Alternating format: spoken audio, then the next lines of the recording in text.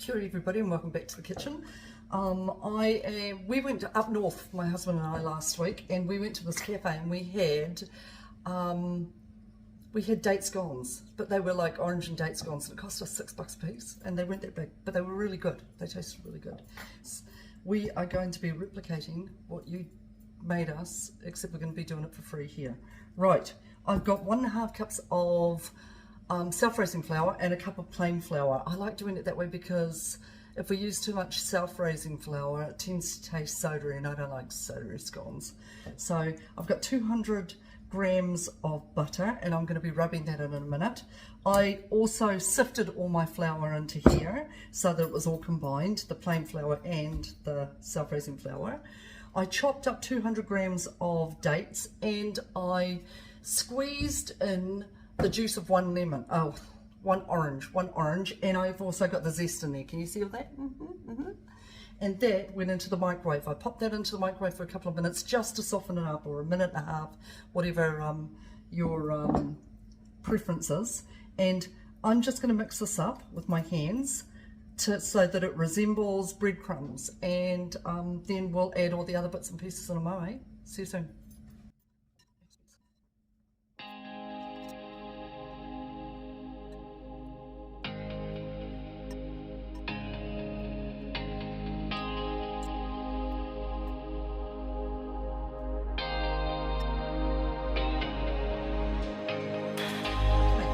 Did you see how I did that?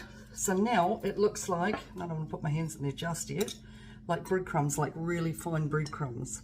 Okay, it's really good also when you're rubbing your butter in and things like that. It's really good hand exercise, but it's also really good to be able to aerate the flour while you're doing that. That's my theory anyway.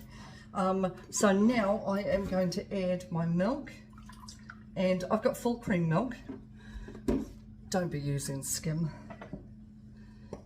You can use skim milk, but it's up to you. Right, and I'm just going to make a bit of a well in the middle and add my milk, and I'm going to chuck in these beautiful dates, which are nice and soft, and they smell great because I've got all the orange juice and all the zest in there, and we're just going to mix it up at the same time. Yum. Smells great. These are my husband's favourite. I was a bit mean to him this morning, so you might forgive me after making him these.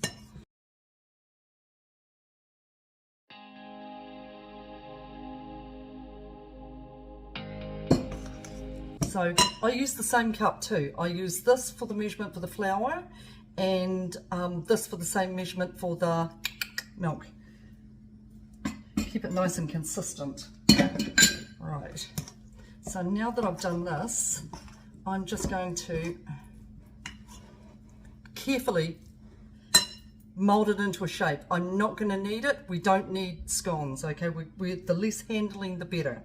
Okay, so let me do that, and we'll go from there, eh?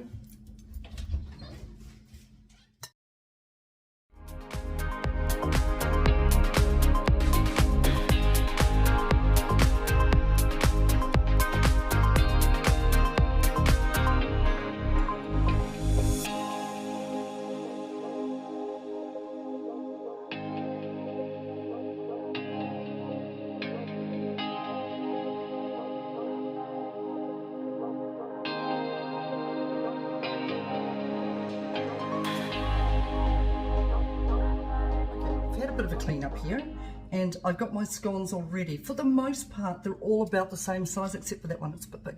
But we want to be able to cut them to the same size so that they're going to cook at the same time. So they're about yay thick. Can you see that? And look at that, all the fruit is just beautiful, and they smell so good. Now I'm going to get a little bit of milk. Just use that same cup. And I'm just going to brush on a little bit of milk onto our scones. If I can find the brush. Hallelujah. Found it. Sometimes the grandkids take things away and I can't find them anymore. I only have one beater on my beater. It's like, what am I going to do with that? So just a little bit of milk on top, and I'm going to put some raw sugar just on top, just sprinkle it on top.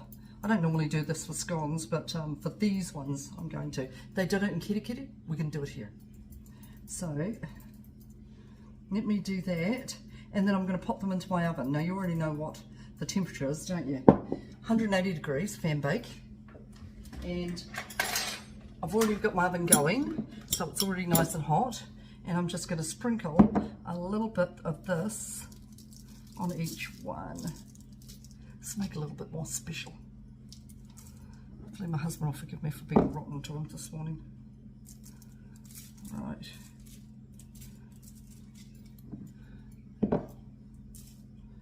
And I'm going to chuck them in the oven.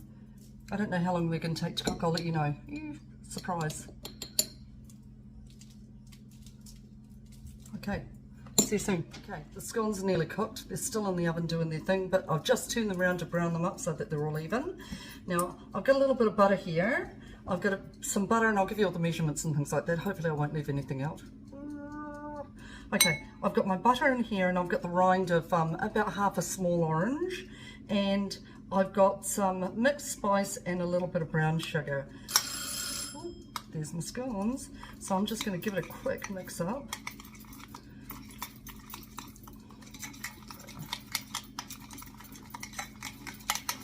And this is going to be our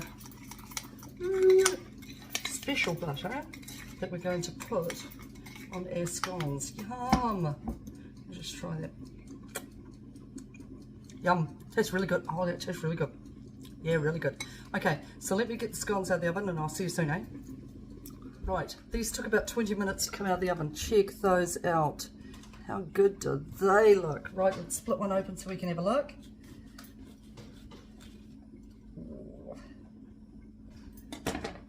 Let's have a look at that. Check that out. How good does that look? Can you see the little bits of rind in them? And yum, yum, yum, yum, yum. Oh, they smell so good. They look fantastic. So, here's our beautiful special butter, already worked up. Pop a little bit on. Ooh. Look at that. Yum, yum, yum. Salivating. Yum.